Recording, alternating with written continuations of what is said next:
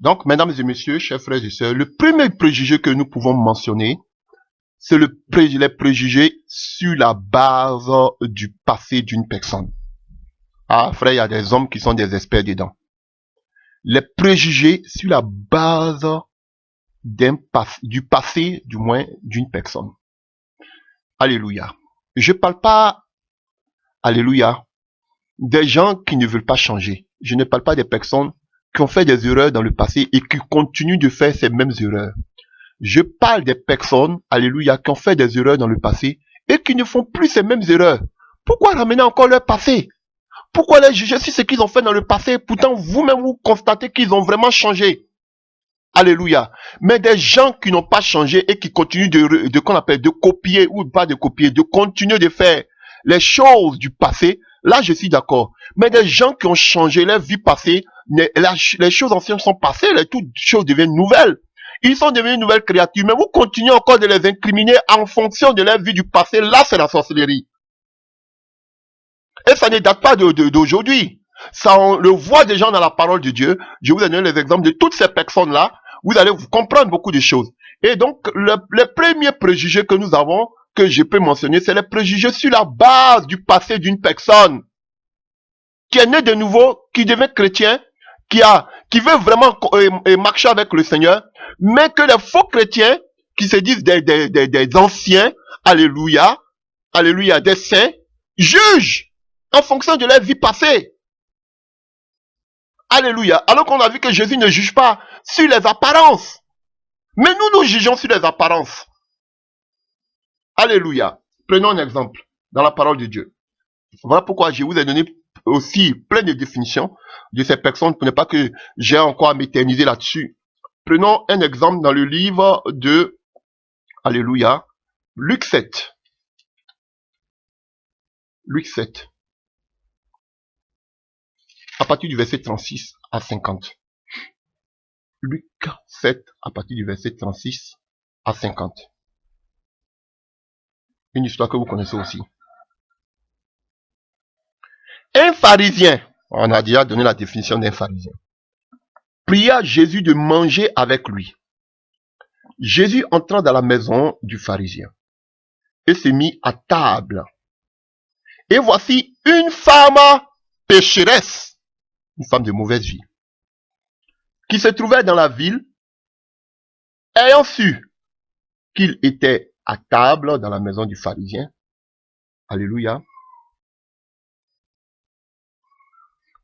N'allons pas vite en besogne, je voulais d'abord, comme on parle de ces pharisiens, vous allez voir que Jésus les a repris sévèrement. Alléluia. Alors, excusez-moi, avant de continuer, on va voir comment Jésus a repris toutes ces personnes de qui j'ai donné des définitions tout à l'heure. Alléluia. Nous allons voir Luc 11 à partir du verset 52. Luc 11 à partir du verset 52. Malheur à vous, docteur de la loi. Nous avons déjà en parlé tout à l'heure. Docteur de la loi, on a donné la définition. Parce que vous avez enlevé la clé de la science, vous n'êtes pas entré vous-même et vous empêchez d'entrer ceux qui le voulaient. Vous comprenez? Eux-mêmes, ils veulent pas être sauvés, mais ils empêchent les gens d'être sauvés. Tout ce qu'on vient de donner la définition, ici on parle de qui? Malheur aux docteurs de la loi. Les scribes, on a donné tout à l'heure, les gens qui connaissaient la loi, qui expliquaient. Quand il fut sorti au verset 53, Luc 11 à partir du verset 53, quand il fut sorti de là, les scribes et les pharisiens commençaient à le presser violemment et à le faire parler sur beaucoup de choses, lui tendant des pièges pour surprendre quelques paroles sorties de sa bouche pour avoir de quoi l'accuser. Vous avez vu? On nous parle ici des docteurs de la loi, maintenant on parle des pharisiens. Vous voyez, ce sont les mêmes personnes qui suivaient Jésus partout, qui cherchaient que Jésus dise une parole à partir de laquelle on pourra le condamner. Des vieux chrétiens, ils sont là, ils te pillent, vous voyez, frère? Parce qu'ils veulent pas. Ils veulent pas que les gens soient sauvés. Ils veulent pas. Et Jésus même vous dit que vous-même vous n'entrez pas, mais vous empêchez les autres d'entrer. Ces genres de personnes. Alléluia. Et Jésus les a pris sévèrement. Prenons Luc 15, vous allez voir comprendre quelque chose qui m'a écœuré. À partir du verset 1. Luc 15, à partir du verset 1. Maintenant, ici on parle des publicains. Tous les publicains et les gens de mauvaise vie. Vous avez compris? Tous les publicains et les gens de mauvaise vie. Jésus, il était l'ami des gens de mauvaise vie. Alléluia. Alléluia. Tous les publicains, c'est-à-dire les péagers ou les collecteurs d'impôts, on a donné aussi la définition, qui travaillaient pour la cause des Romains. On a donné la définition tout à l'heure. Tous les publicains, les gens de mauvaise vie, s'approchaient de Jésus pour l'entendre. Et les pharisiens et les scribes murmuraient. Ils sont contre. Pourquoi Jésus collabore avec des gens de mauvaise vie? Disant, cet homme accueille des gens de mauvaise vie et mange avec eux. Pourquoi Jésus mangeait avec des gens de mauvaise vie? Frère, vous voulez que je vous dise quelque chose? Je préfère aujourd'hui manger avec des gens de mauvaise vie que de manger avec les chrétiens. Ça va vous choquer, mais je vous dis la vérité, parce que les chrétiens sont les plus hypocrites.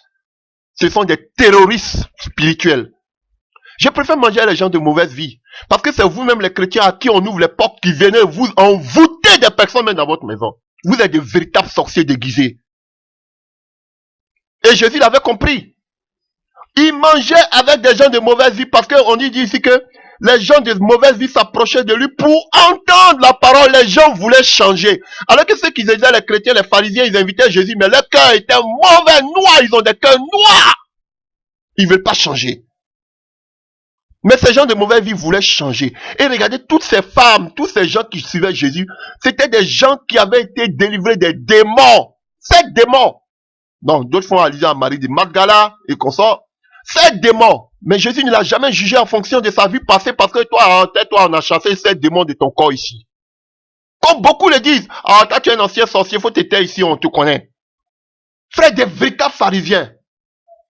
Ils ne voient pas ta nouvelle créature, mais ils te jugent en fonction de ton ancienne nature.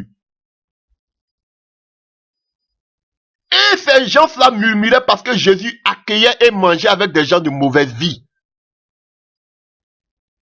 Alléluia. On vous a pas dit aussi parce que vous êtes chrétien, il faut aller toi seul dans boîte de nuit, dans des discothèques pour dire que je m'avais cherché les gens de mauvaise vie. Ou même tu es toujours chez les prostituées pour dire que je m'avais évangélisé les prostituées du moins. Soyons sages quand même, frère. On parle de ceux qui venaient vers Jésus. Alléluia. Ceux qui avaient soif qui venaient vers Jésus, qui voulaient vraiment changer. On a parlé de Jésus qui partait dans les discothèques pour aller chercher les âmes. On parle de ceux qui étaient fatigués, qui étaient chargés, qui venaient. Il dit, venez à moi, vous tous qui êtes fatigués, chargés. Si tu n'es pas fatigué, chargé, tu ne vas pas venir. Et il y a des gens aussi qui font semblant d'être chargés, d'être fatigués, alors qu'ils ne sont pas fatigués, ils sont en mission pour détruire le discernement aussi. Alléluia.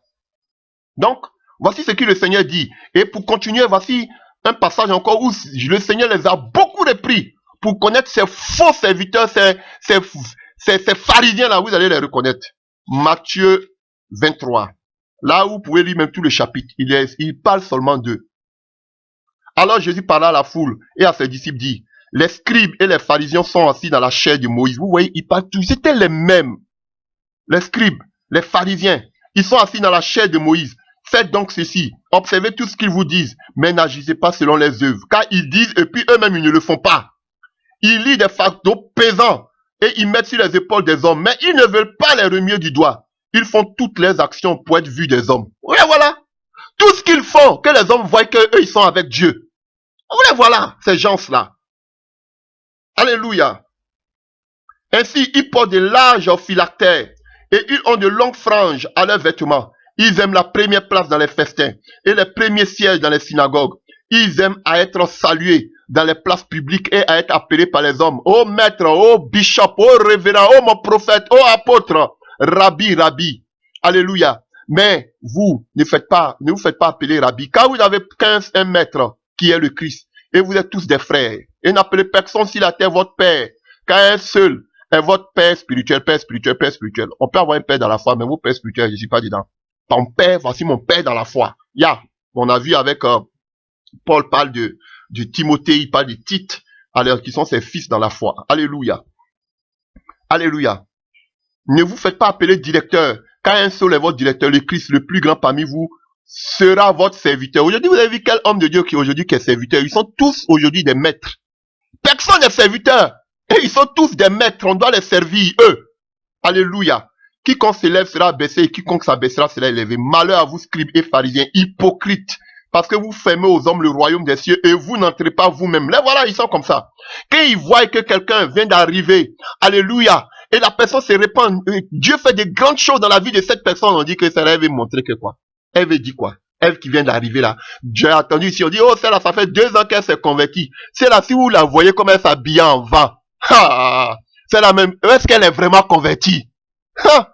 Frère, vous n'entendez pas ça dans les églises. Elles sont nombreuses. Je dis, elles sont des blessés de guerre. Aigris. Je vous dis. Cela, c'est Dieu seul qui peut faire les délivrances. Parce qu'elles sont des aigris. Elles-mêmes, elles n'avancent pas. Elles ne veulent pas que quelqu'un avance. Vous, elles sont là, des vieilles dans les églises. Elles ne se marient même pas. Quelqu'un va venir nouvellement. Dieu a fait sa délivrance. Une ancienne prostituée. Je vais vous donner un témoin tout à l'heure. Elle vient se marier rapidement. On dit, ah, c'est là, comment elle a fait pour elle? Vous êtes sûr qu'elle est convertie, elle ne fait pas des choses occultes. Quand elle vient comme ça, et puis elle se marie en même temps, vieille sorcière. Répondez-vous là-bas.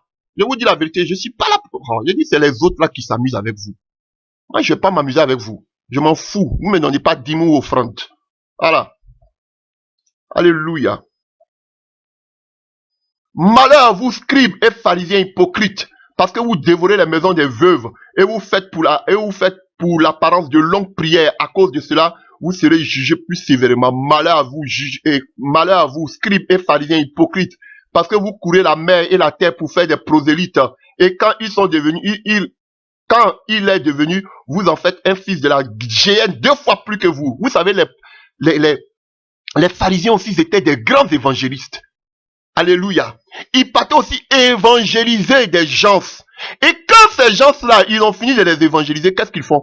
Les gens même deviennent pires que, comme Jésus même l'a dit ici. Et quand il est devenu, vous en faites un fils de la géhenne 2 fois plus que vous. Vous les amenez même plus en enfer. Comme le Seigneur m'avait donné des songes, ils sont en train de pêcher des poissons et ces poissons-là sont dans les églises, ils sont en train de couler du sang. Ces gens meurent dans ces églises. Alléluia. Mais ce sont toujours qui sont en train de faire des évangélisations. Alléluia. À quoi ça sert? C'est ce que le Seigneur dit ici. Ils aiment se promener, ils aiment faire des grands programmes. Mais les gens là, ils ne prennent pas soin de ces personnes. Malheur à vous, conducteurs aveugles, qui dites, si quelqu'un, alléluia, vous pouvez continuer. Vous allez voir que Jésus parle d'eux. Vous allez voir au verset 27. Malheur à vous, scribes et pharisiens hypocrites, parce que vous ressemblez à des sépulcres blanchis qui paraissent beaux au dehors, qui au dedans sont pleins d'ossements. Ils ont la haine. Quelqu'un ils ont la haine. Je vous dis la vérité. On peut prêcher toute la vérité, mais si vous avez la haine contre les autres, vous êtes aigris contre les autres, vous voulez la destruction des autres pour dire que vous avez vu notre Dieu agir. Mais c'est la sorcellerie. Vous ne voulez même pas que les autres bougent. Nous ne voulons même pas que les autres avancent. Parce que s'ils avancent, on va dire, ah, Dieu est avec eux. Alléluia. Vous allez commencer à donner le défi à n'importe qui. Alléluia. Ça, c'est la sorcellerie. Il vous dit. Mon souhait, qu'il y a beaucoup de serviteurs de Dieu qui prêchent la parole avec vérité. Que l'onction les accompagne dans tout le monde entier pour que le Seigneur revienne vite. Que le monde entier soit touché. Voici ma prière. Je ne veux pas qu'on parle seulement que d'Amédée. Je veux qu'on parle de toutes ces personnes-là. Je veux que Dieu soit avec eux. Je veux voir la puissance de Dieu les accompagner. C'est mon souhait. Je veux une armée. Je ne veux pas seulement un commandant ou un général. Il n'y a pas de général sans armée. Je veux une armée qui se lève. Je ne veux pas un général qui se lève. Je veux une armée. Je ne suis pas égoïste. Alors qu'ils sont égoïstes. Ils veulent qu'on parle seulement que d'eux. Que les autres soient enterrés. Pharisiens. Alléluia. Je vous dis même que celui qui était engendré, celui qui est sorti de moi entre parenthèses, dans la foi, je veux qu'il fasse plus que moi. Alléluia. Je veux qu'il prêche plus que moi. Je veux que l'onction l'accompagne plus que moi. Alléluia. Non, on ne veut pas ceci. On veut montrer aux yeux des hommes que c'est nous seuls. C'est moi seul. À part moi, il n'y a personne. Alléluia. Vous pouvez continuer. Matthieu 23. Vous pouvez continuer si vous voulez. Donc, on revient à notre passage, Luc 7. Alléluia. Luc 7, on revient à notre passage. Alors, je vais finir rapidement. Tellement de choses à dire. Luc 7, à partir du verset 36.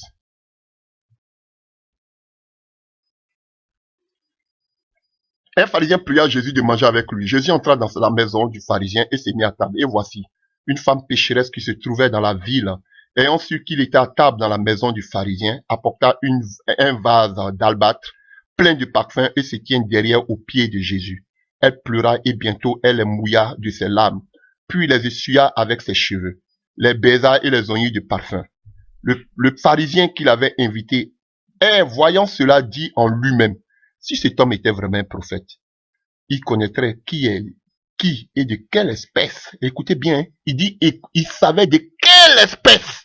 Oh, tellement qu'il se connaît spirituel, lui, celle-là, c'était une espèce.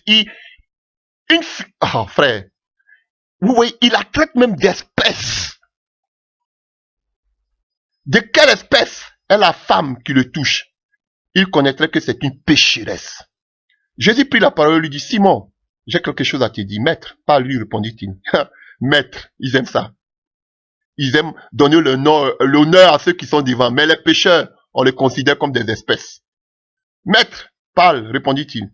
Un créancier avait 2 débiteurs. L'un devait 500 deniers et l'autre 50. Comme il n'avait pas de quoi payer, il leur remis à tous 2 leurs dettes. Lequel l'aimera le plus? Simon répondit. C'est lui, je pense, auquel il a plus remis. Jésus lui dit, tu as bien jugé. Puis, se tournant vers la femme, il dit à Simon, vois-tu cette femme? Je suis entré dans ta maison et tu m'as point donné d'eau pour laver mes pieds. Mais elle les a mouillés de mes larmes. Elle les a essuyés avec ses cheveux.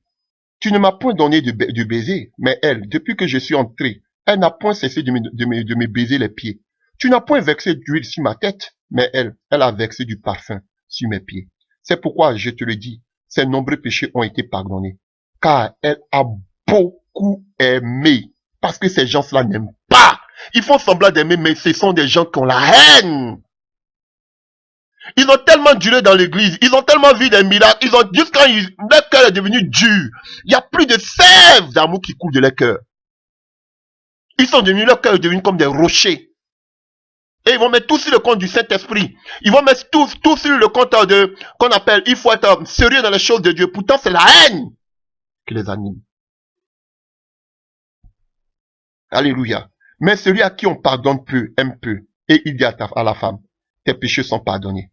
Ceux qui étaient à table avec lui s'est mis à dire à eux-mêmes, qui est celui qui pardonne même les péchés?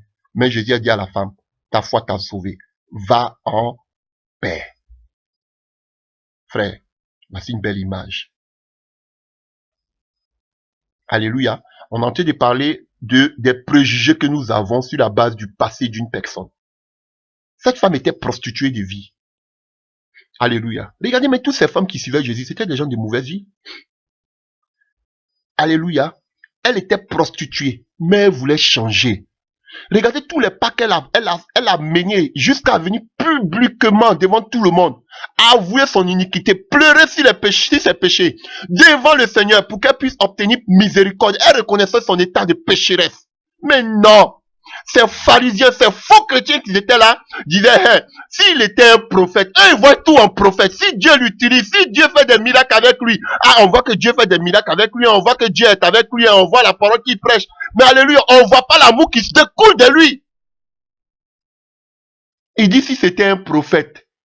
Il voit tout en prophète. Il voit tout en Dieu est avec lui, Dieu l'utilise. Mais il n'y voit jamais l'amour qui découle de ces personnes-là. Alléluia. Jésus lui dit, maître, vous voyez, ils aiment ça, les honneurs. Mais ils n'avaient pas l'amour pour une simple personne qui voulait changer de vie. Toi, tu dois rester prostitué à vie. Comme le mendiant devant le temple. Toi, tu dois rester mendiant à vie. Il a vu Pierre comme ça, Pierre et Jean. Il dit, oh, voici des gens qui vont venir me donner l'argent. Parce qu'il regardait l'apparence. Mais alors qu'eux, ils avaient plus que l'argent. L'apparence tue. La femme voulait changer de vie. Mais les faux chrétiens voyaient au passé de la femme. C'est une femme de mauvaise vie. Est-ce qu'il sait qui est cette femme? Si cette femme voulait continuer dans la prostitution, je pourrais dire, ah, vous avez raison. Mais elle voulait changer de vie. Non, mais on ne veut pas qu'elle change. On veut qu'elle reste comme ça. Comme ça, on pourra faire le buzz. On pourra dire, voici des faux prophètes, voici des faux pasteurs.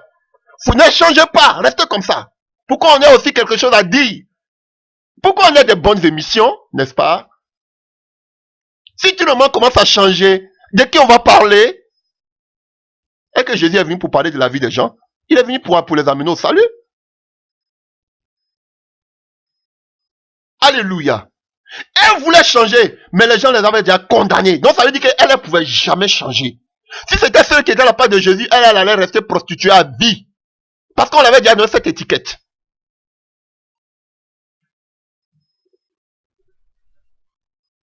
Alléluia. Je vous donne toujours le témoin d'un père dans la foi qui m'a beaucoup aidé, qui était aussi dans ce message, mais un anglophone. J'étais dans l'assemblée de cet homme-là, j'apprenais. Frère, je vous dis la vérité, à 80%, plus de 80% des femmes qui étaient dans l'église, dans l'œuvre de cet homme-là, alléluia, toutes les femmes étaient des prostituées, des anciennes prostituées. Et il a sa femme qui s'appelait Love, qui s'appelle toujours Love. Elle était remplie d'amour, cette femme-là, cette maman. Et elle avait un call shop. Un call shop, pour ceux qui ne le connaissent pas, ce sont des, comme je peux dire, des magasins ou un petit lieu bien adapté là, pour que les gens puissent venir amener de l'argent en Afrique, pour qu'on puisse venir appeler, alléluia, en Afrique. Et elle faisait cela. Et chaque fois, ces femmes-là, qui faisaient la fille là, qui faisait la prostitution, venaient amener de l'argent à leurs parents en Afrique. Alléluia. Et chaque fois qu'elle venait amener de l'argent à leurs parents en Afrique, cette femme-là, Love, leur annonçait l'évangile. Frère, je vous dis que toutes ces femmes, je ne dirais pas toutes à 100%, mais plus de 90% de ces femmes se sont converties à Christ. Cette femme ne les a jamais jugées. Alléluia. Mais je vous dis, le jour que ces gens, Dieu leur a dit, abandonnez cette œuvre, je vous envoie au Canada, comme je le dis toujours, du côté anglophone, Vancouver là-bas. Alléluia. Je vous dis que je suis chrétien, mais je n'ai jamais entendu un témoignage comme ça. Ça m'a bouleversé toute la vie.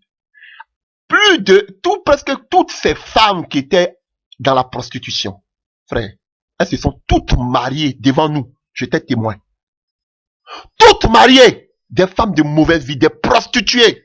Frère, je vous dis, et le jour que cet homme et sa femme devaient abandonner cette œuvre et aller là où le Seigneur voulait qu'ils partent, on a fait un agapé ensemble et chacun venait rendre des témoignages pour dire merci à ce couple pour tout ce qu'ils ont apporté dans leur vie.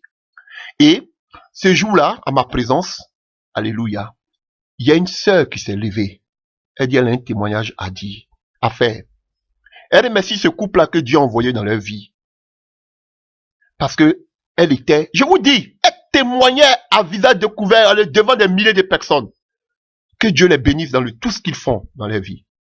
Oh frère, j'ai la chair de poule quand je rencontre ce genre de choses. Cette femme a pris le micro. Elle dit que cette femme, chaque fois que je venais amener de l'argent en Afrique, elle me parlait de Jésus. Jusqu'à ce qu'elle m'ait invité. Je suis venu, mais ma vie a changé. Et avant cela, elle me parlait, je n'écoutais pas. Je voyais les soucis, les soucis financiers. Et un jour, pendant que j'étais en train de faire la prostitution, je vous dis, elle l'a dit. Il y avait un homme qui était couché sur moi en train de me faire l'amour, excusez-moi pour ce thème. Avoir des relations intimes avec moi. Et pendant que le monsieur est en train de faire l'amour avec moi, sur moi, il y a une voix qui me parle au-dedans de moi. Qui me dit, qu'est-ce que tu fais? Je t'aime. Abandonne cette vie. Je t'aime, je vais changer ta vie. Elle dit, pendant que le monsieur lui fait l'amour, elle a commencé à couler des larmes. Couler des larmes. Et en même temps, elle a eu en même temps en elle une conviction du péché. Et elle a dit à cet homme, lève-toi sur moi. Je ne veux plus. Prends ton argent, va-t'en. Et à partir d'aujourd'hui, c'était sa dernière nuit, sa vie a changé complètement. Frère, je vous dis, voici un témoignage. Quelqu'un qui vient parler de sa nudité, de son intimité devant des milliers de personnes, de ce que le Seigneur a fait dans sa vie. Pourquoi? Parce que ces hommes-là ne l'ont pas jugé par rapport à son passé. Elles se sont toutes mariées devant moi. Ces hommes-là pouvaient dire que c'était des anciens prostitués. Mais les yeux, comment nous les avons regardés, l'amour qu'on les a manifesté, a fait qu'aujourd'hui ces personnes-là, alléluia, se sentaient rassurées. Elles pouvaient témoigner de leur vie passée. Elles se sont toutes mariées. Elles sont heureuses dans leur foyer, elles ont eu des enfants. J'étais là au milieu d'eux. Frère, arrêtez cela. Vous voyez qu'on a été de prêcher ce message, on prêche. Mais à cause de nos caractères, les gens n'ont plus d'envie, même si on prêche la vérité. Parce qu'on les ferme la porte à la repentance. Je vous dis,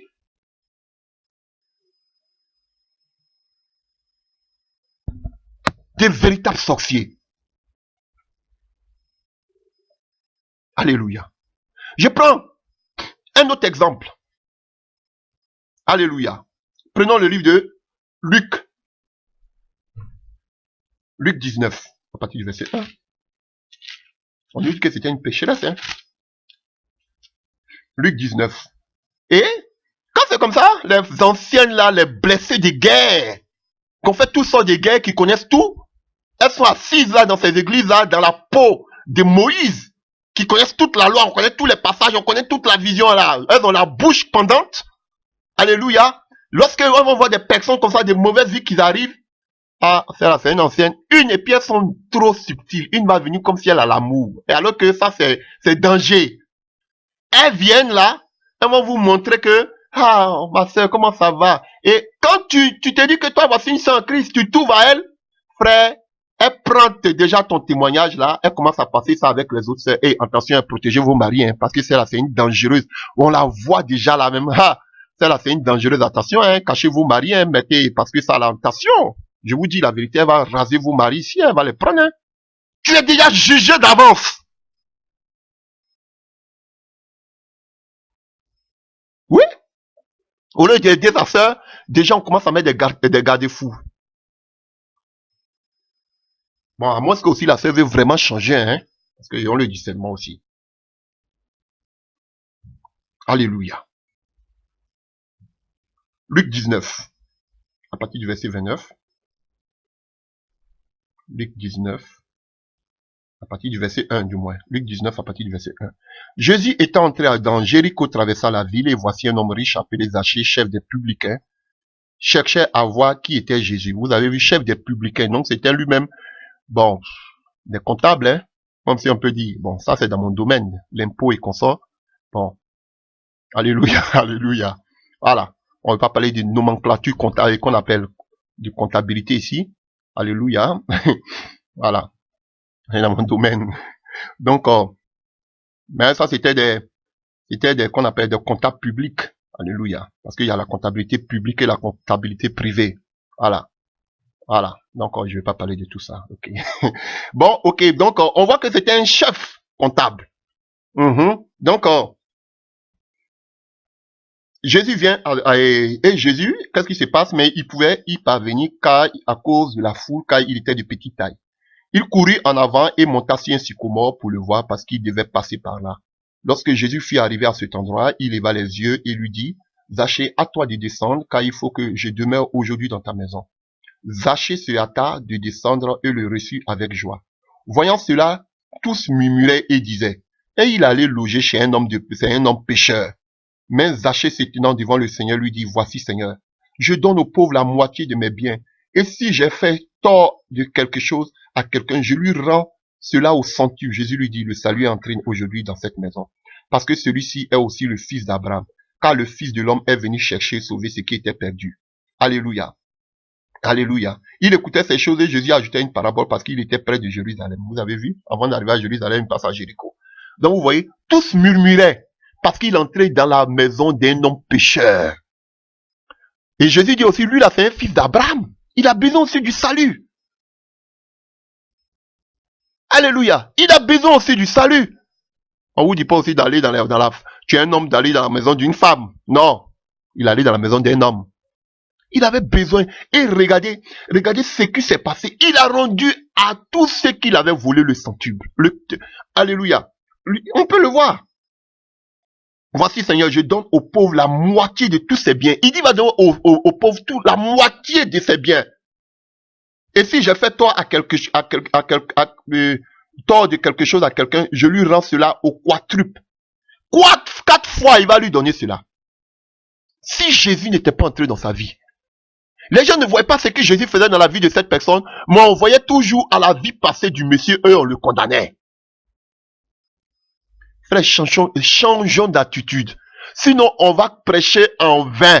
Le message, c'est pas pour nous montrer, pour dire qu'on a le message du temps, mais le message, c'est pour que les gens changent de manière de vivre.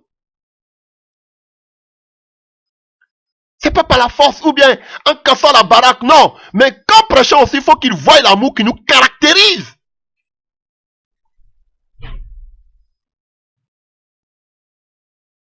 Alléluia. C'est très important.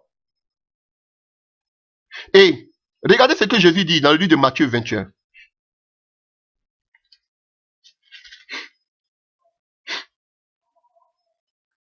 Matthieu 21 à partir du verset 38 à 31. Que que vous ensemble. Un homme avait 2 fils et s'adressant au premier, il dit, mon enfant, va travailler aujourd'hui dans ma vigne, et répondit, je ne veux pas. Ensuite, il se repentit et il alla. S'adressant à l'autre et il dit la même chose. Et ce fils répondit, je veux bien, Seigneur, et il n'alla pas. Lequel des deux a fait la volonté du Père? Il répondit, le premier. Et Jésus lui dit, je vous le dis en vérité, les publicains et les prostituées vous dévanceront dans le royaume de Dieu. Alléluia. Vous voyez, Jésus, il parle ici des prostituées et des publicains. Il parle de la femme prostituée et il parle ici du publicain Zachée. Il dit, de telles personnes-là, ils vont vous dévancer dans le royaume des cieux. Ah, frère, ça fait peur. Vous n'avez pas encore vu, c'est pourquoi vous pensez qu'on s'amuse. Nous qui crions matin, midi, soir, là, je vous dis que les publicains, les gens de mauvaise vie vont nous dévancer dans le royaume des cieux. Certains des premiers seront les derniers. Et certains des derniers seront les premiers. Oh, on a la parole, on est dedans, oh, ça va, on vit la sanctification. Ben, vous allez voir qu'au demain, il y a des gens dans le secret qui vivent plus même ce message plus que nous.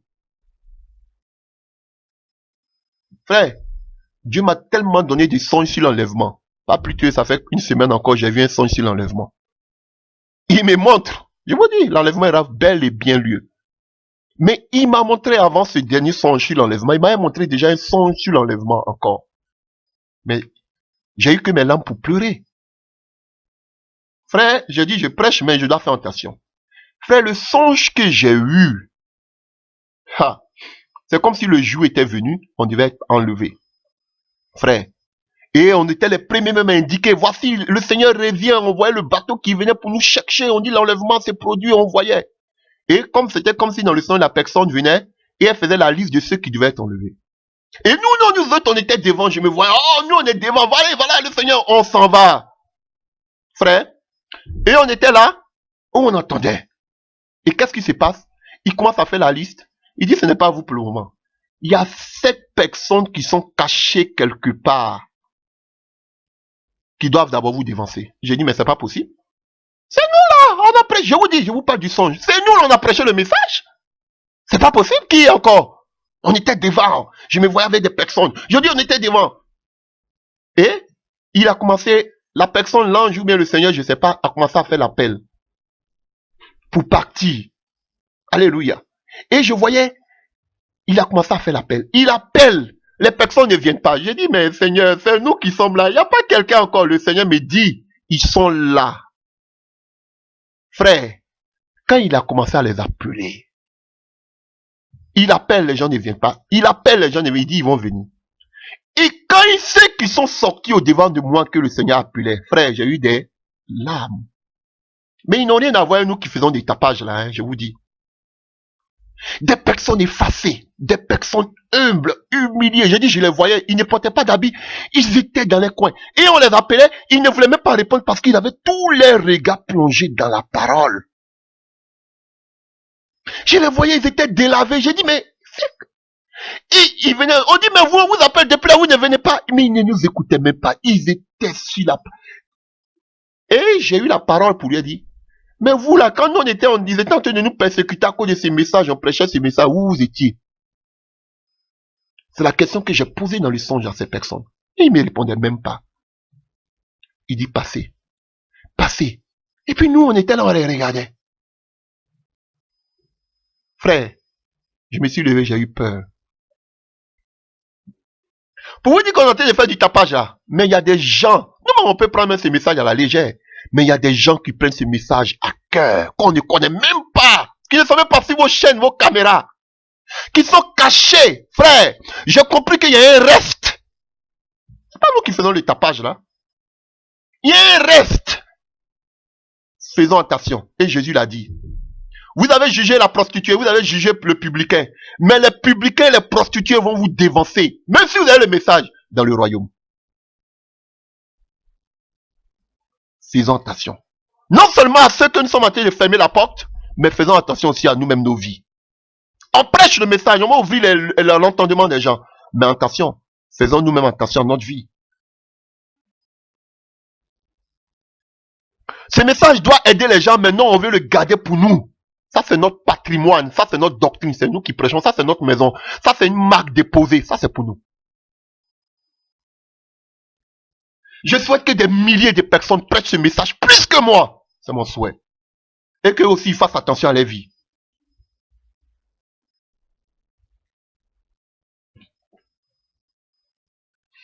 Alléluia. Nous continuons. Donc, c'est la première des choses que je peux dire. Les préjugés sur la base du passé d'une personne. On voit ça, c'est plein dans vos églises là. Alléluia. Alléluia. On a les préjugés aussi. Alléluia. Sur la base de tes origines. C'est que je vais finir rapidement. Alléluia. On juge des personnes sur la base de leur origine. Nous allons lire rapidement parce que je ne vais pas faire 3 vidéos. Alléluia. Alléluia. Matthieu 15, verset 21. Matthieu 15, verset 21. Jésus étant parti de là, se retira dans le territoire de Tyr et de Sidon, et voici même une femme cananéenne qui venait de ces contrées-là, lui cria, aie pitié de moi, Seigneur, fils de David, ma fille est cruellement tourmentée par le démon. Et il ne lui répondit pas un mot. Et ses disciples s'approchaient et lui dit avec instance, renvoie-la, faut la renvoyer, car elle crie derrière nous. Il répondit, je n'ai été envoyé qu'aux brebis perdues de la maison d'Israël. Mais elle vient se prosterner devant lui, disant, Seigneur, secours-moi. Il répondit, il n'est pas bien de prendre le pain des enfants et de le jeter aux petits chiens. Alléluia. Oui, Seigneur, dit-elle, mais les petits chiens mangent les miettes qui tombent de la table de leur maître. Alors Jésus leur dit, femme, ta foi est grande, qu'il ne te soit pas fait comme tu veux. Et à l'heure même, sa fille fut guérie. On nous dit que cette femme, elle était de Tyr et de Sidon. On a cette même histoire. Alléluia, dans le livre de Marc 7, à partir du verset 14. Alléluia, Marc 7, à partir du verset 14. Ensuite, ayant de nouveau appelé la foule, lui dit, écoutez, Marc 7, à partir du verset 14. 24 du mois, à partir du verset 24. Jésus étant parti de là, s'en allait dans le territoire de Tyr et de Sidon. Il entra dans une maison, désirant que personne ne le sût, mais il ne put rester caché, car une femme dont sa fille était possédée d'un esprit impur attendit parler de lui et vient se jeter à ses pieds. Cette femme était grecque, syro-phénicienne. Alléluia, elle était grecque, syrienne, phénicienne. Donc vous voyez, c'était une étrangère. Et on a vu la réaction des disciples. Ils ont dit quoi? Jésus, faut la renvoyer. Ah, celle-là, c'est une païenne. Ah, non, ça c'est une païenne. Non, faut même pas. Parce que comme si pour eux, il y a des gens spécialement qui devaient recevoir la grâce et il y a d'autres qui ne devaient pas recevoir la grâce. Faut la renvoyer, renvoie-la. Un cri derrière nous, on est fatigué. Faut la renvoyer. Et Jésus lui a dit, non, je ne suis pas venu seulement pour Israël, mais je suis venu aussi pour les brebis perdues. Je ne suis pas venu seulement pour la maison d'Israël, mais pour les brebis perdues. Frère, mais ils avaient jugé cette femme-là en fonction de ses origines parce qu'elle n'était pas israélite. Donc elle n'avait pas droit aussi à la grâce. Alléluia. Donc, on vous juge. Combien de fois vous jugez des personnes à partir de leurs origines? On voit ça dans les églises. Regardez mais comment les églises sont les ministères, les églises fonctionnent. Regardez tous ceux qui les entourent. Ce sont les gens de leur village, ce sont les gens de leur pays. Ce sont les gens avec qui parlent la même langue. C'est comme ça que tous les ministères sont formés, les églises sont formées. Si c'est un Ivoirien, ce sont des Ivoiriens qui sont à côté d'eux. Si ce sont des Congolais, ce sont les Congolais qui sont à côté d'eux. Si ce sont les Français, ce sont les Français qui sont à côté d'eux. Alléluia. Voici ça. Alors, il fonctionne même, vous voyez, il fonctionne à partir des origines. Alléluia. Je vous dis la vérité. Et combien de fois nous le voyons, vous allez déjà quand quelqu'un cherche déjà, on dit c'est quel pasteur? Ah, il est du même pays que nous, ok, on va prier là-bas. S'il n'est pas du même pays que toi, tu ne vas pas prier là-bas. Frère, voici ça. Les origines, on juge, on a des préjugés seulement en fonction des origines. On dit, ah, si tu vas là-bas, eux là, c'est danser seulement, ils n'ont pas la parole. Si tu viens ici, ah, eux, ils ont la parole. Ah non, si toi tu vas là-bas, eux, ils ont l'onction. Les préjugés. Alléluia. Et vous pouvez voir, et qu'on appelle dans le livre de Jean 1 à partir du verset 44, on va accélérer rapidement là.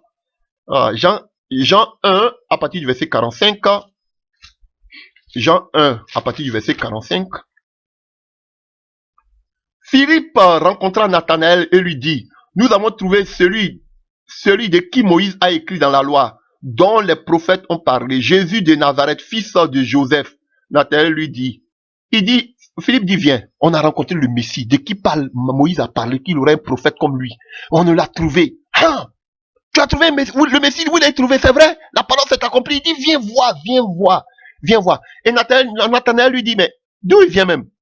Oh, Philippe dit, viens, il vient de Nazareth.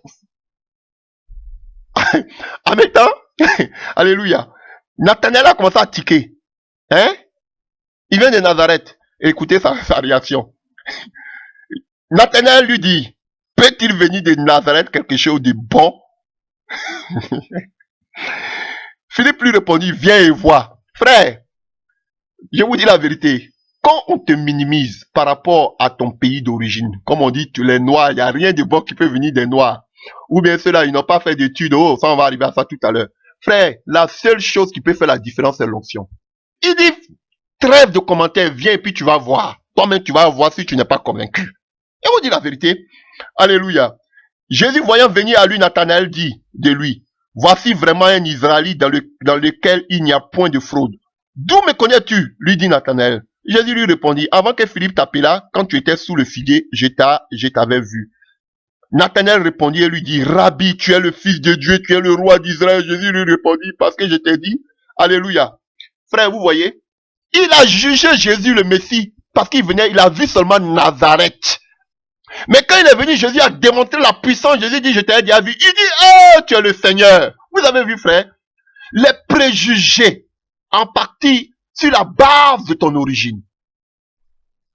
Alléluia. Comme on dit Nazareth, il était déjà fermé, il était déjà bloqué. Combien de fois nous le faisons? Alléluia. Tu es un orateur, tu viens de un petit coin là-bas, on ne te considère même pas. Toi qui te connais. Alléluia. Qui te connaît? Ou bien on voit la peau, la couleur de ta peau, on dit, ah, ceux-là, il faut les oublier. Ça, il n'y a rien de bon dedans. Alléluia. Le racisme. Alléluia. Et nous avons l'histoire de la femme samaritaine dans le livre de Jean 4, à partir du verset 27. Alléluia. Là-dessus arrivaient les disciples qui furent étonnés de ce qu'il parlait avec une femme. Jésus a parlé avec cette femme. Sa vie a été touchée, transformée. Mais les disciples sont venus, quelle était leur réaction? Ils étaient étonnés. C'est vrai que dans la coutume, un docteur de la parole n'avait pas le droit de causer avec la femme et souvent les femmes ne se mêlaient pas dans les causeries des hommes. Alléluia. Mais je me demande quel est l'étonnement des apôtres. Jésus était en train de gagner une âme. Ou même le problème, c'est parce que c'était une femme. Et puis encore cananienne, parce qu'il n'y avait pas de relation entre les Cananiens et entre les Samaritains. Je donne toutes ces définitions. Et les Israélites, mais comment Jésus peut le faire?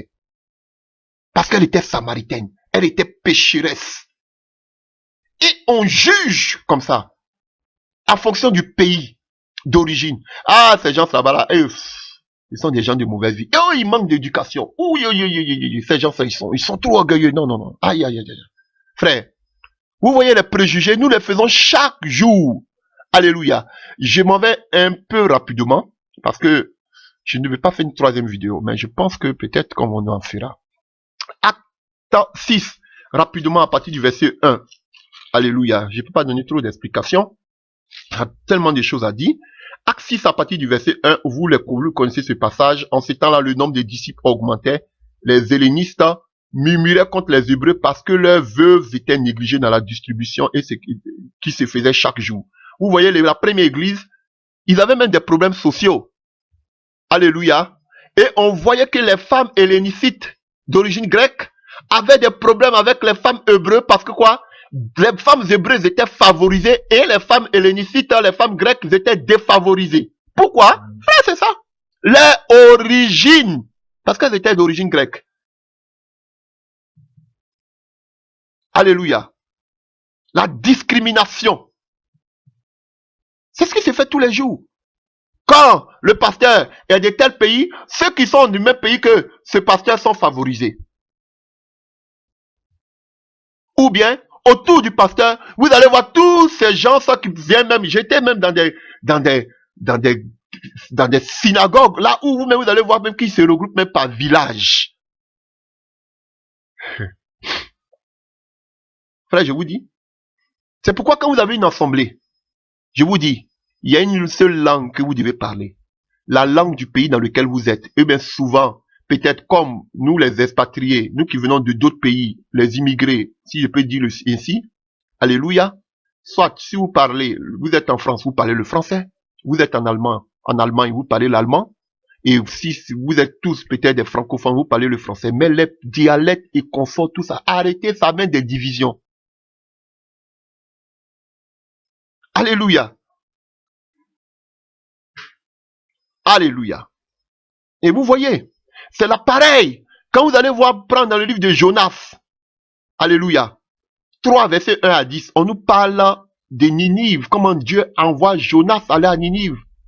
Mais quel est le comportement de Jonas? Jonas ne veut pas partir parce qu'il sait que c'est les Babyloniens. Je vais aller faire quoi là-bas? Je ne veux pas. Mais quand je lis ça souvent, ça me cœur, ça me frappe, alléluia, vu le comportement, alléluia, du comportement de ce monsieur, qu'on appelle, de ces rois-là, du comportement du roi du moins, alléluia, Jonas, hein? Jonas, alléluia. Voyons dans le livre de Jonas 3, à partir du verset 1. Le Seigneur envoie Jonas, il dit, va crier à Ninive pour dire que d'ici 40 jours, je vais tout détruire. Mais il ne voulait pas partir. Alléluia. Mais, pardon, Jonas 3. La parole de l'Éternel fut adressée à Jonas une seconde fois en ces mots. Lève-toi, va à Ninive, à la grande ville, et proclame-y la publication que je t'ordonne. Et Jonas s'éleva et alla à Ninive, selon la parole de l'Éternel. Or, Ninive était une très grande ville de 3 jours de marche. Jonas dit d'abord dans la ville une journée, il fit d'abord dans la ville une journée de marche. Il criait et disait, encore 40 jours et Ninive sera détruite. Les gens de Ninive crurent à Dieu. Ils publiaient un jeûne et se revêtirent de sacs, depuis les plus grands jusqu'aux plus petits. La parole parvient au roi de Ninive et il se leva de son trône, ôta son manteau, se couvrit d'un sac et s'assit sur la cendre. Et il fit faire dans la Ninive cette publication par ordre du roi et de ses grands. Que les hommes et les bêtes, les bœufs et les brebis ne goûtent rien, ne pèsent point et ne boivent point d'eau. Que les hommes et les bêtes soient couverts de sacs, qu'ils crient à Dieu avec force et qu'ils reviennent de toutes leurs mauvaises voies et des actes de violence dans leurs mains sont coupables. Qui sait si Dieu ne reviendra pas et ne se repentira pas de ce qu'il a, et s'il ne renoncera pas à son ardente colère, en sorte que nous ne périssions point.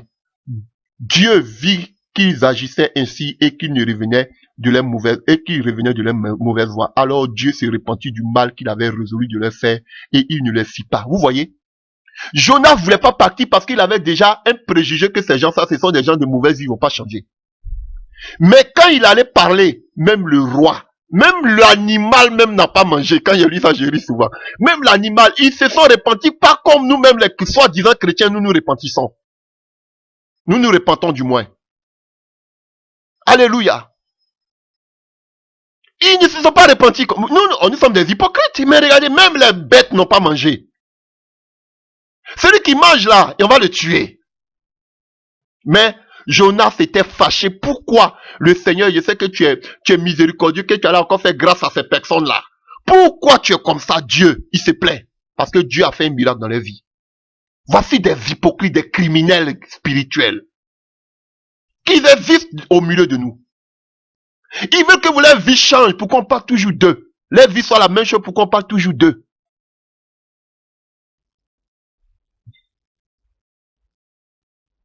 Alléluia.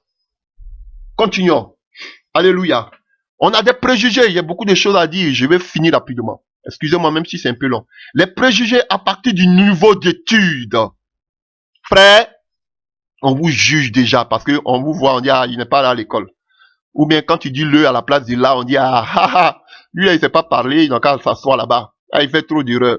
Alléluia. Tu es déjà jugé. Alléluia. C'est voilà pourquoi en Allemagne, pour se présenter, dès que tu te présentes, je suis tel pasteur tant, j'ai un diplôme de tant, j'ai fait telle étude. C'est comme ça qu'ils se présentent tous. Hein. Je suis marié légalement, j'ai 3 enfants, j'ai fait des études de doctorat. C'est comme ça qu'ils se présentent tous ici. Parce qu'ils donnent trop de considération aux études et à la grandeur. Et comme Dieu veut les humilier, il y a un candidat même ici, du Parti démocratique, qui n'a même pas eu le bac, mais qui travaille à l'Union européenne. Aujourd'hui, qui est candidat contre Angela Merkel.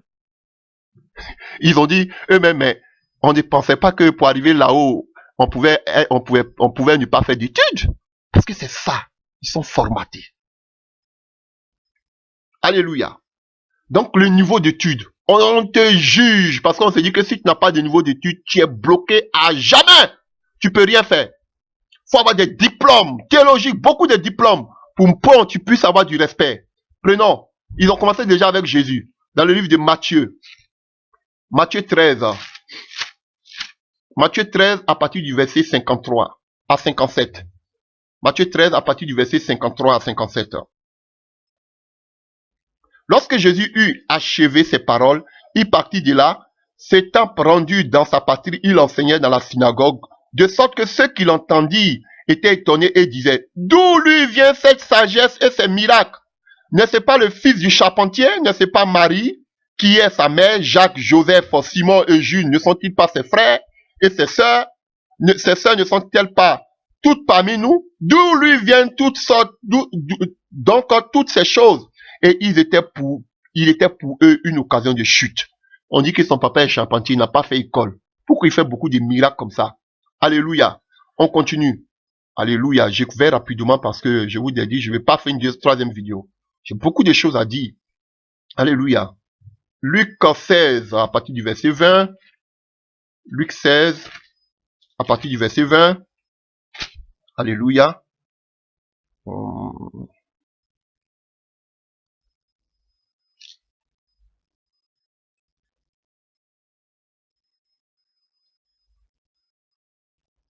Du moins, Jean 7 à partir du verset 14. Jean 7 à partir du verset 14. Jean 7 à partir du verset 14. Vers le milieu de la fête, Jésus monta au temple et il enseigna.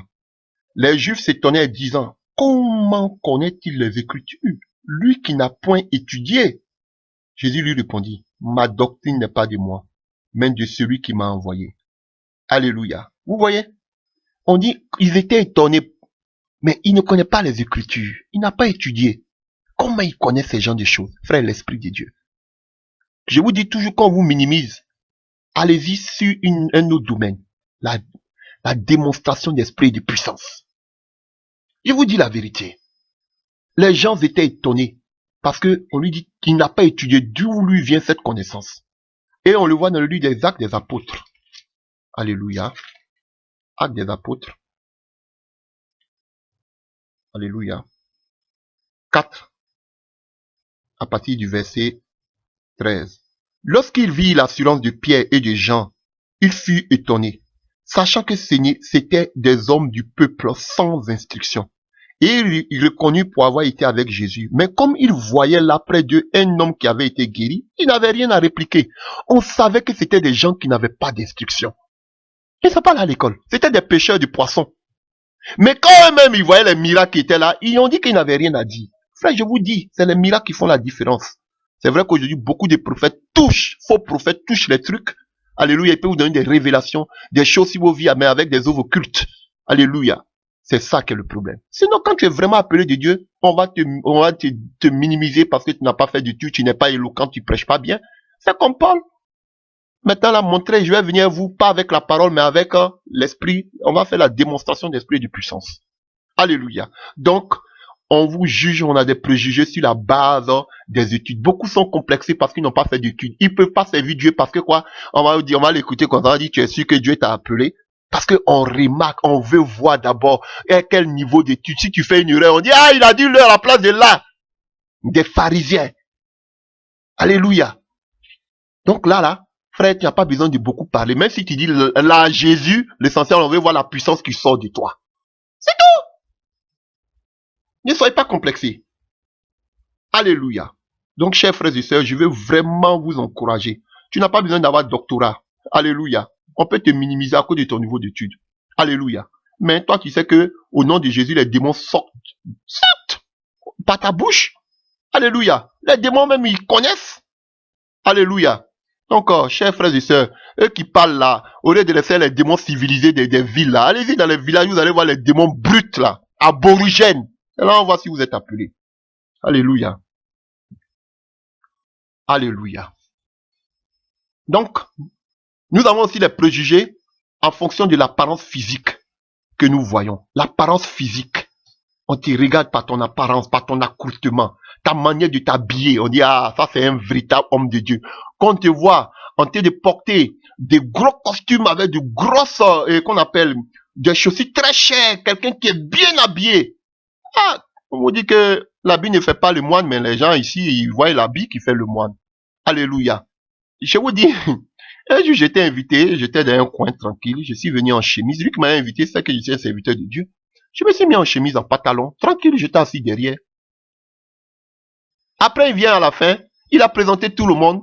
J'étais derrière, il m'a pas présenté. Il vient me dire, je t'ai pas présenté parce que tu n'es pas venu en costume, en cravate. Donc voilà pourquoi je t'ai pas présenté. Alléluia, ça m'a fait rire. Mais c'est la vérité, c'est comme ça que les gens comprennent. Parce que pour un homme de Dieu, toi, toujours en costume bien tiré, bien taillé, bien choco, comme on dit en Côte d'Ivoire. Alléluia. Tu es toujours tiré bien en costume là, on dit, ah, vraiment, faut te faire respecter. Tu es un ambassadeur de Christ. Et les ambassadeurs sont toujours bien sapés. Ah bon? Et Jean-Baptiste, il était habillé comment? Jésus était habillé comment? Alléluia. Et ils sont en train encore de blasphémer pour dire que, ah, on dit que l'habillement de Jésus était d'une seule couture. Ça veut dire que vraiment, l'habit que Jésus portait, c'était vraiment de bonne qualité. Qui vous a dit ça? Qui vous dit des bêtises comme ça? Alléluia. Et il m'a pas présenté parce que je n'ai pas porté costume, mais ça m'est, tu me présentes pas, ça m'est égal. Alléluia. Vous voyez, pour vous dire, parce que pour connaître un vrai serviteur de Dieu, il faut qu'il ait un costume. Il a chaud, mais il est dans le costume. On dit, ah, c'est un vrai serviteur de Dieu. On voit sa montre qui coûte cher. On dit, ah, ça c'est un vrai. Mais quand tu es simple, avec une petite chemise, avec un petit pantalon, on dit, non, lui là, est-ce que vraiment Dieu l'a appelé? Il n'est pas un Dieu qu'on appelle un Dieu de pauvreté. C'est comme ça les préjugés. Alléluia. Et même ces préjugés en fonction de l'apparence physique. Alléluia. A pris même le grand prophète Samuel. Alléluia. Dans le livre qu'on appelle de 1 Samuel 16 à partir du verset 1. 1 Samuel 16 à partir du verset 1 à 7. Dieu a envoyé Samuel pour aller oindre David. Mais il a vu Eliab, grand détail, éloquent, bien, pas éloquent, mais qui était physiquement bien posé. Il dit, ah, c'est lui là que Dieu a choisi. Et c'était une erreur. Et qu'est-ce que Dieu lui dit? Oh, prenons rapidement. Dans le livre de 1 Samuel 16, à partir du verset 1 à 7. Alléluia. L'Éternel dit à Samuel, quand cesseras-tu de pleurer sur Saül? Je l'ai rejeté afin qu'il ne règne plus sur Israël. Remplis ta corne d'huile et va, je t'enverrai chez Isaïe, Béthléemite, car j'ai vu parmi ses fils celui que je désire pour moi. Samuel dit, comment irai-je? Saül l'apprendra et il me tuera. Et l'Éternel dit, tu amèneras avec toi une génisse et tu diras, je viens pour offrir un sacrifice à l'Éternel. Tu inviteras Isaïe au sacrifice. Je te ferai connaître ce que tu dois faire et tu oindras pour moi celui que je te dirai. Samuel fit ce que l'Éternel avait dit et alla à Bethléem. Les anciens de la ville accoururent effrayés au devant de lui et lui dit, ton arrivée annonce-t-elle quelque chose d'heureux? Vous voyez les prophètes, quand les prophètes venaient quelque part, on tremble. Parce que le prophète annonce pas quelque chose d'heureux. Il vient pour donner le châtiment de Dieu. Mais vos prophètes maintenant, là, des aventuriers qui se promènent à longueur de journée. Alléluia. Il répondit, oui, je viens pour offrir un sacrifice à l'Éternel. Alléluia. On continue. Verset 6. Lorsqu'il entrait, il s'est dit, en voyant Eliab, certainement loin de l'Éternel, est ici devant lui. Et l'Éternel dit à Samuel, ne prends point garde à son apparence et à la hauteur de sa taille, car je l'ai rejeté. L'Éternel ne considère pas ce que l'homme considère. L'homme regarde à ce qui frappe aux yeux, mais l'Éternel regarde au cœur. Vous regardez trop à l'apparence, ça vous trompe. Trop à l'apparence. Ah, ça fait combien de temps? Oh, lui c'est un ancien, il prêche. Oh, Dieu est avec lui. Qu'est-ce qui vous dit que Dieu est avec lui? Oh, il y a les miracles, je suis pour les miracles. Alléluia. Mais qu'est-ce qui prouve que Dieu est avec lui? Oh, vous voyez, ils viennent. J'ai des milliers de personnes qui suivent avec moi, même des mystiques même font des œuvres occultes pour remplir aujourd'hui les églises. Les faux pasteurs là, ils font des choses occultes pour remplir aujourd'hui les églises, pour dire que Dieu est avec eux. Je ne dis pas que quand on est chrétien, quand Dieu est avec nous, les gens ne doivent pas nous suivre. Je ne le dis pas, frère.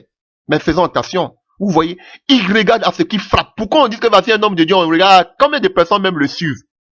Ou bien quelle salle il a? Quelle grande salle il a? Ah, c'est que Dieu est avec lui. Frère.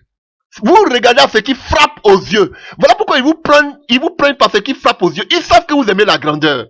Donc ils vous donnent parce que vous pensez que Dieu est grand. Donc Dieu n'habite pas dans les choses faites de main d'homme. Ce qui frappe à l'œil, c'est que l'œil considère, lui ne considère pas comme ça. Sinon, Jésus n'allait pas naître à Nazareth. Il n'allait pas naître dans une bergerie. Il allait naître dans un hôtel 5 étoiles. En plein Juda, en plein Judée, en plein Jérusalem.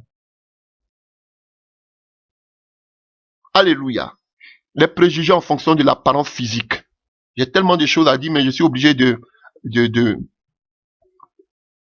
raccourcir un peu. Alléluia. Alléluia. Donc, les préjugés en fonction de l'apparence physique. Chers frères et sœurs, vous avez vu, et même si vous voyez, avec l'histoire aussi de Samuel dans le livre de 1 Samuel 17, verset 41 à 43, vous voyez, on nous parle de David devant Goliath. Lorsque David était devant Goliath, la Bible nous dit qu'il méprisa David. 1 Samuel 17, verset 41, vous pouvez lire. Il méprisa David parce qu'il voyait David comme étant un enfant, mais il ne savait pas que c'est cet enfant-là qui allait couper sa tête. L'apparence. Alléluia. Attention, frère, quand on voit, on dit, oh, c'est une sœur, elle peut pas me faire du mal. Pourtant, même c'est la plus dangereuse, même en matière de chercher le mari des gens. Sirène des eaux graves, elle a fini avec ça. Galon même, elle a fini avec. Je vous dis. Alléluia. Comme on faisait délivrance une fois avec un frère, et on était en face de nous avec, c'était une sœur qui était possédée d'un esprit, d'un démon guerrier. Parce qu'elle venait du Libéria, elle avait vu la guerre au devant d'elle, elle avait un esprit guerrier terrible. Donc, quand on parlait des liens de la malédiction, il y a des pays comme ça où ils ont des esprits guerriers à cause de la guerre. Donc, la femme était à la délivrance et on était à la délivrance, on était en train de chasser cet esprit guerrier. Le frère dit, lui, c'est lui va faire. C'est une femme, il n'y a pas de problème. Laissez-la, moi, je vais m'en occuper. On lui a dit, tu peux, tu es sûr? Il dit, ah, mais c'est une femme, elle va me faire quoi? Guerrier, elle était du Libéria. Mais je vous dis qu'elle a bien frappé le monsieur là. Ah, lui, il pensait que c'était femme, mais il ne savait pas que ce qui était dans la femme, c'était un démon dangereux guerrier. Donc, frère, souvent, attention à l'apparence. Et comme je faisais la délivrance un jour, je disais que ça, c'est ma fille dans la foi. C'est moi, bon, c'est pas un problème, j'ai fait sa délivrance. Ses parents me disent, ah bon, comme quand même, tu la connais. Mais frère, j'étais avec elle seule en train de faire sa délivrance dans la chambre. Mais je vous dis, celle que je voyais tous les jours, de la manière sirène des autres, de la manière qu'elle est devenue belle, mais j'ai ouvert la porte, j'ai fui. Je vous dis la vérité. Donc attention, hein, l'apparence. Attention, ne négligez pas l'ennemi. On a le pouvoir, mais ne le négligez pas non plus. Chers frères et sœurs, alléluia. Alléluia. Il faut veiller. On sait que Satan, notre adversaire, rôde comme un lion rugissant. Donc, vous voyez, Samuel et David étaient négligés par Goliath. Il le prenait comme un enfant. Et effectivement qu'il était un enfant. Mais c'était son adversaire. Alléluia. Vous voyez? Et par les préjugés, compte tenu de l'apparence, le peuple d'Israël a eu sa plus grosse défaite avec Haï dans le livre de Josué 7. Partant au combat, ils disent, oh, ça vaut pas la peine de gêner tout le peuple. Isaïe, c'est un petit coin. C'est vrai qu'il y a le péché d'Acan, mais ils ont négligé. Ils ont subi les plus grandes défaites. Alors qu'ils ont eu de plus grands combats, mais devant Haï, la négligence a fait qu'ils ont commis les plus grandes défaites. Devant un petit, ils ont eu de grandes victoires sur de grands peuples comme Jéricho. Mais, regardez, devant Haï, la négligence a fait que, parce qu'ils voyaient à la petitesse, ils ont fait les plus grandes défaites en ces jours. L'apparence. Chers frères et sœurs. Et pour conclure, ce que j'ai à dire, alléluia, c'est, regardez la vie de Paul, regardez la vie de Pierre. Pierre qui a trahi le Seigneur Jésus-Christ de Nazareth. Alléluia. Mais Jésus lui dit, si tu viens, si tu reviens, paie mes brebis. N'abandonne pas mon peuple. Alléluia. Jésus n'avait pas jugé, alléluia, Pierre, parce que Pierre l'avait trahi ou bien Pierre l'avait abandonné. Alléluia. Regardez Paul. Paul le dit dans tout. Vous pouvez voir partout. Que c'est ça dans Acte 7, verset 57, Acte 9, Acte 22. Alléluia. Acte 8. Paul ne fait que parler. Alléluia. Il ne fait que parler de qu'on appelle, parler de sa vie. Comment? Dans Galates. Alléluia. Vous voyez, il ne fait que parler de sa vie. Alléluia. Et vous voyez dans Acte 9, verset 13, qu'est-ce qu'Anania dit? Ah, on a pris parler de Paul. Paul qui a criblé l'église. Alléluia. Mais Jésus dit, oui, je sais qu'il a criblé. Acte 9, verset 15, la réaction de Jésus. Jésus dit que je sais qu'il a criblé, mais c'était un instrument de choix, je l'ai choisi. Dieu n'a pas regardé à ce que Paul avait fait du mal à l'église, mais Dieu lui a donné une nouvelle orientation. Frère, aujourd'hui, je vais aller dans le domaine des serviteurs de Dieu, même des faux serviteurs de Dieu. Alléluia. Avant de parler de ça, Paul même nous dit dans le livre de Galates 3, versets 26 à 29, Paul dit qu'il n'y a plus ni grec ni juif, nous sommes même chose. Frère, il n'y a pas de saints, il n'y a pas de gens qui sont, alléluia, ne mettez pas de divisions, nous sommes tous même chose. Même si les autres font des erreurs, c'est à nous, on peut prêcher le message, mais c'est à nous, par nos caractères, qu'on pourra gagner ces personnes. Regardez aujourd'hui, combien de personnes aujourd'hui viennent, si c'est pas ces gens-là aujourd'hui qui viennent, mais regardez, ces anciens pasteurs, même des gens même qui avaient été appelés par Dieu, qui ont commencé à dévier. Mais est-ce qu'aujourd'hui ils ont le courage de venir annoncer leur erreur? Pourquoi ils ne le font pas? Parce que nous avons des épées, des flèches, toujours prêts à les indexer, à les donner le premier coup. On n'a pas de cœur, alléluia, de père. On n'a pas de cœur pour les reprendre, pour les ramener. Je vous dis la vérité. Alléluia. Je vous dis la vérité. Tu peux les laisser pour qu'ils apprennent. Alléluia. Mais par notre caractère d'amour, ces gens-là, je parle des gens qui veulent réellement changer. Je vous dis, je parle des gens qui veulent réellement changer. Alléluia. Et vous voyez, je vais prendre un exemple pour finir. On a connu un célèbre, bon, si je peux m'exprimer ainsi, homme de Dieu américain, évangéliste pentecôtiste, prédicateur pentecôtiste, Jimmy Swaggart. On n'a pas entendu parler de Swaggart. Qui n'a pas entendu parler de Swaggart en notre temps? Alléluia. On voyait, bon, tout ce que le Seigneur faisait par lui. Alléluia. Mais cet homme a commis une erreur. Que ce soit avec une prostituée. Alléluia. Mais cet homme-là, qu'est-ce qu'il a fait? Il allait parler de son erreur à sa femme. Sa femme lui a pardonné son erreur. Et si ça ne tenait qu'à moi, si j'étais à la place de cet homme, Swaggart, j'allais rester seulement qu'au niveau de ma femme. Les chrétiens sont mauvais, ce sont de grands sorciers. Je vous dis la vérité. Des terroristes spirituels. Cet homme, et comme les gens même l'enviaient, qu'est-ce qu'ils lui ont dit? Oh, faut dénoncer ça publiquement.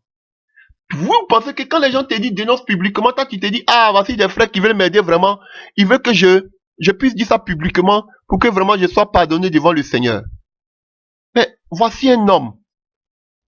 Il a dit à sa femme, ce jour-là, quand il se repentait, sa femme même était à ses côtés pour le soutenir.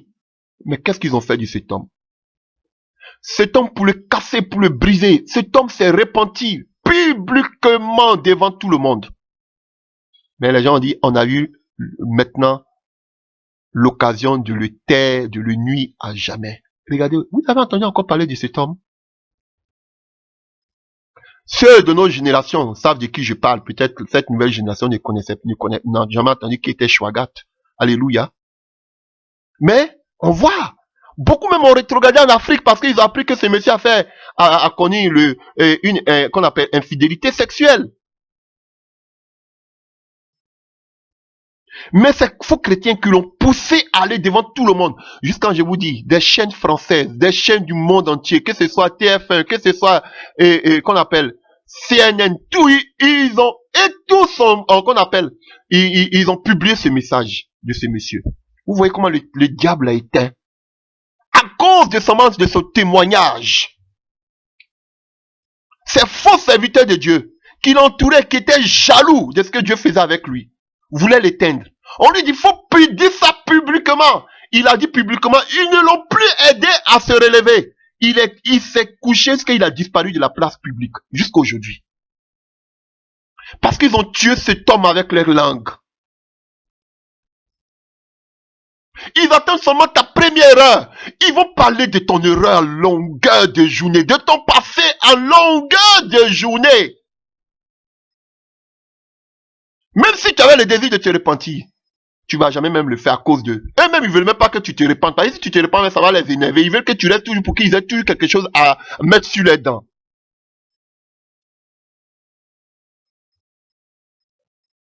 Frère, c'est ça. C'est comme ça.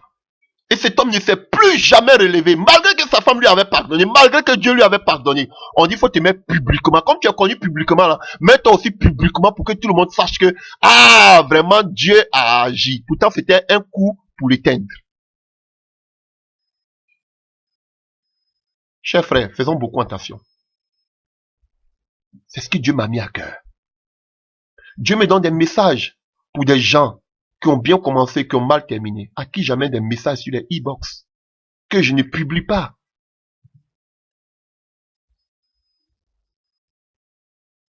Alléluia.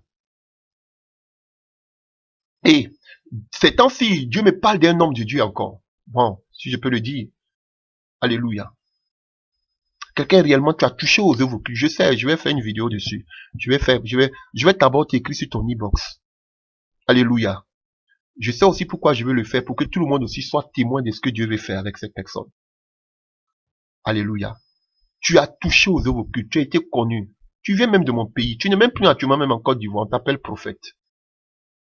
Tu n'es même pas en Europe, mais tu es dans un autre continent. Tu as le remords parce que tu as touché aux œuvres occultes. Tu as été connu. Tu veux tout abandonner. Tu as le remords, me dit l'Esprit de Dieu. Il me fatigue ces temps-ci avec. Tu as le remords, tu veux abandonner. Tu veux parler. Je te voyais sur une vidéo en train de confesser tout ce que tu as fait. Je te dis, écoute-moi. J'ai même demandé si on pouvait avoir moi, je vous connais pas, votre email et consort là. S'il y avait ça pour que je puisse t'écrire. Je vais le faire aussi. Parce que je te connais. Je te dis la vérité. Le jour que tu as fait ces témoignages de tout ce que tu as touché, toutes ces seringues toulées, les gens, on t'appelait prophète même. Alléluia. On te pousse le nom du prophète. Mais tu as touché aux œuvres occultes. L'Esprit de Dieu, moi, c'est pas ce que j'entends. Moi, je laisse ce que Dieu me dit. Et tu as des remords, tu t'es caché, tu t'es mis dans ton coin. C'est l'Esprit de Dieu qui a envie de travailler dans ton cœur, frère. Personne n'est là pour te condamner. On peut faire tous des erreurs. Alléluia. Mais je te dis, lorsque tu vas publier, je te voyais en train de faire une vidéo pour dire tout ce que tu as fait. Mais je te dis, ce sera une honte. Les gens vont prendre ça pour faire le buzz, comme eux-mêmes ils le disent. Les médias vont parler, les chrétiens vont parler, vous avez vu. Mais je te dis, frère, quand tu vas quitter de là, beaucoup de personnes, des serviteurs de Dieu, bon, beaucoup qui ont dévié, vont dire que si toi tu as parlé, eux aussi ils peuvent abandonner pour eux. Je te dis. Et tu aurais un message. Je te dis la vérité. Le message, tu viens de la Côte d'Ivoire, on t'appelle prophète. Tu n'es plus dans ce pays actuellement où je parle. Tu n'es même pas en Europe, tu es dans un autre continent. On t'appelait prophète. Tu as touché aux œuvres occultes. C'est que l'Esprit de Dieu est en train de me fatiguer ces temps-ci. Écoute-moi, je finis par là. Mais si tu te lèves, je te voyais en train de faire une vidéo pour dire tout ce que tu as fait. C'est l'Esprit de Dieu qui te pousse parce qu'il veut faire des choses merveilleuses. Quand tu vas publier, ils vont se moquer. Ceux qui ont des chaînes, ils vont commencer à relayer. Mais je te dis après ça, tu aurais un ministère. Je te donne en même temps la vision de ton ministère là. Tu vas prêcher contre les œuvres occultes. Et tu n'as rien vu. Tu pensais qu'avec les œuvres occultes, tu pouvais faire des grandes choses avec le Seigneur. Tu as fait. Mais tu es arrivé où? Mais ce que Dieu va faire avec toi va te dépasser. Je te dis la vérité. Tu vas prêcher contre les œuvres occultes en milieu chrétien. Mais Dieu fera des grandes choses avec toi dans le domaine, je te dis, des œuvres occultes. Tu vas mettre les genoux de Satan, les genoux de Satan. Tu vas mettre Satan à genoux après ce message. Tu n'es pas en Côte d'Ivoire, tu es un prophète. On t'appelait prophète. Tu as touché les œuvres occultes pour avoir la puissance. Tu n'es pas aussi en Europe. Tu t'es écarté. Et actuellement, tu as le remords. Je te dis, si tu ne le fais pas, tu vas t'éteindre à tout jamais. On n'en parlera plus de toi. Mais si tu le fais, ce sera une honte pour toi. Ils vont parler, mais ta restauration sera grave, terrible. Parce que Dieu va t'utiliser puissamment. Les gens vont dire, ah, peut-être ce sont les œuvres occultes encore. Mais ils verront la différence que Dieu maintenant agit dans ta vie. Je sais pas, Dieu me donne beaucoup de messages sur mon pays d'origine. Beaucoup. Mais je fais dans le secret. Alléluia. Frère, on n'est pas là pour condamner. Frère, on peut donner des choses, des messages, mais notre souhait, c'est que les gens, nous, on n'est pas meilleurs que vous. Comme Jésus a dit, pour montrer qu'ils sont meilleurs que les autres, nous ne sommes pas meilleurs que vous. Quand on prend maintenant les défaites, les imperfections des autres pour faire de cela un ministère, c'est pas cela que Dieu nous appelle. Prêchons l'évangile. Alléluia. On peut parler de tout ce qui s'est fait de mauvais dans les églises. Alléluia. Sans indexer qui que ce soit. Alléluia. On peut même prêcher la vérité, mais si on n'a pas le caractère, l'amour qui nous accompagne ce ministère, cette vision, frère, je vous dis qu'on va prêcher comme dans le désert. Vous allez faire, vous tapez la poitrine pour montrer que l'œuvre avance. Frère, mais je vous dis, alléluia. Regardez aujourd'hui, au temps de Jésus, au temps des apôtres, il y avait des gens même qui étaient dans la loi, qui abandonnaient la loi pour venir suivre Jésus. C'était pas seulement les païens. Mais vous aujourd'hui, depuis que vous êtes tenté de crier là, entre guillemets, quel serviteur qui a fait quel faux prophète ou bien quel faux homme de Dieu qui est venu ouvertement pour prendre le micro pour dire oui, j'étais dans l'erreur vraiment, j'ai touché les œuvres occultes vraiment, je me répands, je vais abandonner, le message que vous avez parlé m'a touché. Vous ne voyez pas? Pourquoi? Parce que vous-même qui prêchez ce message-là, on voit le caractère qui vous accompagne. Vous avez un sale caractère. Vous n'avez pas un caractère d'amour, de pardon. Vous êtes toujours prêt à offusquer, à blesser les gens. Alléluia. Par vos caractères, parce qu'ils sortent de vos bouches. Alléluia. Et comme ça, vous ne donnez pas le courage à ces personnes, parce qu'ils savent que s'ils viennent, c'est fini. Vous allez les réduire à néant pour toujours. Et dans leur orgueil, en tant que des hommes, ils sont obligés de continuer dans les mêmes erreurs. À cause de vous. Parce que vous pensez que vous êtes déjà au ciel, alors que vous n'êtes même pas encore arrivé. Alléluia. Donc, chers frères et sœurs, alléluia, c'est un message personnel que Dieu m'a donné et je veux le partager avec vous, les préjugés. Frère, je ne suis pas mieux que quelqu'un. Moi-même, je me répands, je le dis, je me répands tous les jours.